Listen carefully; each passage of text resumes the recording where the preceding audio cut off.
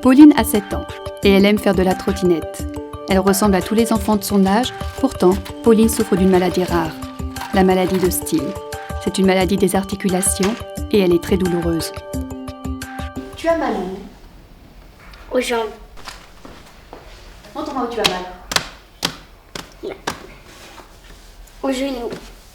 Et tu te souviens quand t'étais pas bien, que t'avais mal? T'as des souvenirs comme ça? Qu'est-ce que t'as comme souvenir? Il y a un coup, je pouvais plus marcher. C'était maman et mamie qui me portaient. Mes copines à l'école, ça se passe bien. Je leur ai dit que j'avais mal aux jambes. Mais les garçons, ils n'ont pas compris. Mon rêve, c'est qu'on me soigne.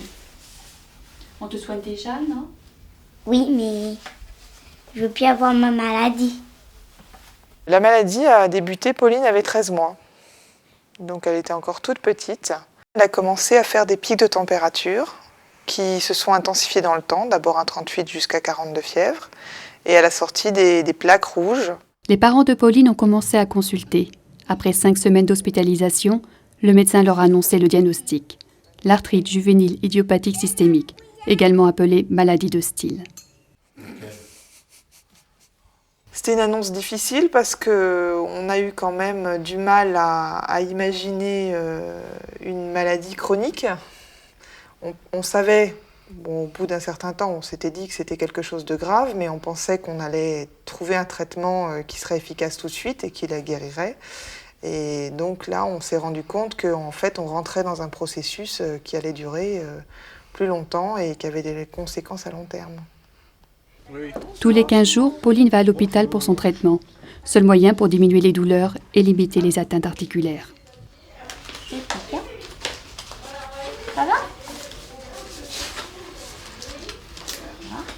La maladie de Still, c'est une forme particulière de rhumatisme inflammatoire de l'enfant. C'est une maladie qui n'est pas facile à diagnostiquer parce que au départ, les signes ne sont pas vraiment très spécifiques. Il y a plein d'autres maladies chez l'enfant qui peuvent donner de la fièvre comme ça, qui peut durer quelques jours, en particulier pas mal d'infections et d'autres maladies très ressemblantes. Et puis surtout, donc, il faut un certain délai d'observation. Et on considère qu'il faut quand même 15 jours de fièvre au moins pour avoir la maladie. Cependant, il y a des choses qui sont très caractéristiques, c'est l'aspect de la fièvre avec ses grandes oscillations, un pic par jour, et puis cette éruption aussi quand même qui ne ressemble pas à beaucoup d'autres choses et qui peut accompagner les pics de fièvre. Donc ça vraiment, c'est des éléments très caractéristiques de la maladie. La maladie de Still peut se déclarer jusqu'à l'adolescence. Elle touche 300 à 600 enfants en France.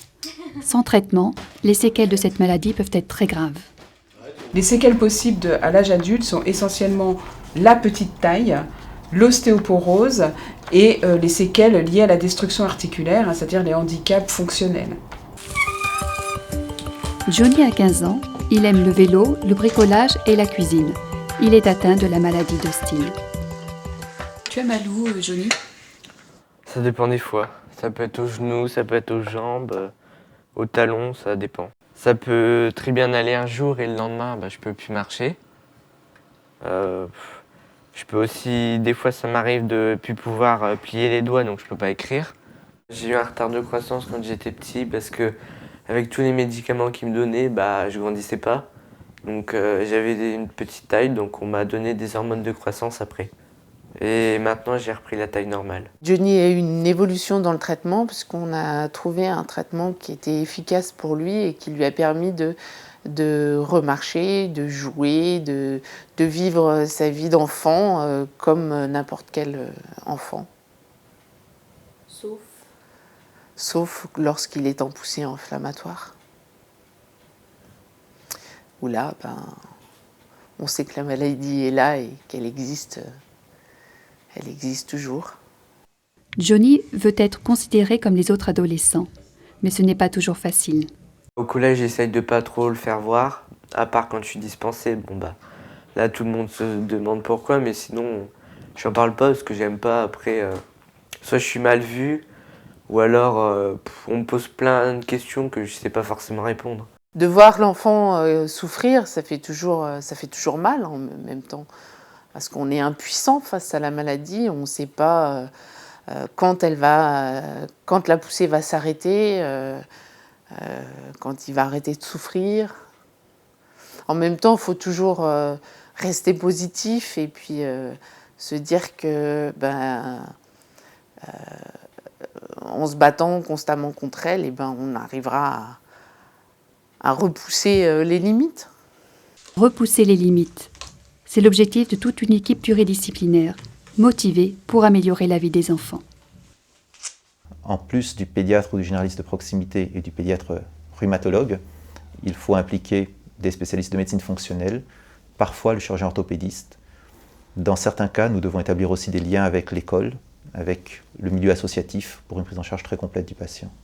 Jadis, ces patients étaient traités essentiellement par corticoïdes, avec une certaine efficacité, mais insuffisante, et des effets secondaires. Depuis quelques années, nous avons des traitements ciblés, des biothérapies, très efficaces chez la plupart des patients. Donc, dans cette maladie, notre principal espoir est de pouvoir, au prix d'un traitement le moins contraignant possible, offrir une qualité de vie normale à ces patients sur le long terme.